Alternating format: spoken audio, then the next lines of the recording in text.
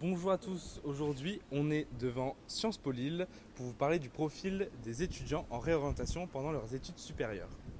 Je me suis posé la question, qui sont les étudiants qui décident pendant leur cursus universitaire de changer de formation? Pour répondre à cette question, j'ai fait mes petites recherches. Et je suis tombé sur une étude qui traite de ce sujet, réalisée par Marie-Paule Couteau, maîtresse de conférences en sociologie et chargée de mission à la recherche des observatoires nationaux de la vie étudiante. Tout d'abord, quelques chiffres. À la rentrée de l'année universitaire 2018-2019, 18% des étudiants qui ont débuté une première année d'études supérieures avaient au moins un an dans une autre formation. Et pour 89% de ces cas, cette réorientation intervient après seulement un an de formation dans le supérieur.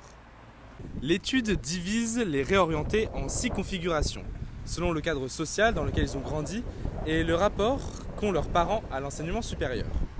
Ainsi, on trouve les orientations empêchées ou différées des lycéens des classes populaires qui représentent 23%, les orientations de proche en proche des lycéens de classes populaires 17%, les orientations ambitieuses de bons élèves de classes populaires 12%, les orientations ambitieuses des très bons élèves de classe moyenne 18%, les orientations d'expérimentation des lycéens de classe supérieure 13% et les orientations différées des lycéens de classe supérieure 18%.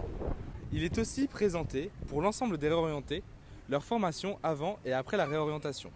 Ainsi, on observe que 20% des étudiants en réorientation étaient inscrits en formation de santé, souvent plébiscités par les très bons élèves de classe moyenne et supérieure, ce qui représente dans la formation celle la plus abandonnée. Dans plus de 30% des cas, on observe que les réorientés se dirigent vers des licences de lettres et de sciences humaines et sociales, qui attirent un peu plus de 20% des réorientés. Cette étude montre donc qu'il n'y a pas de profil type de réorienté. Les étudiants se réorientent à cause de plusieurs facteurs, et moins souvent qu'on le pense à cause de l'échec. Je dirais donc à tous ceux qui se sentent mal à l'aise dans leur formation qu'ils ne sont pas seuls, loin de là.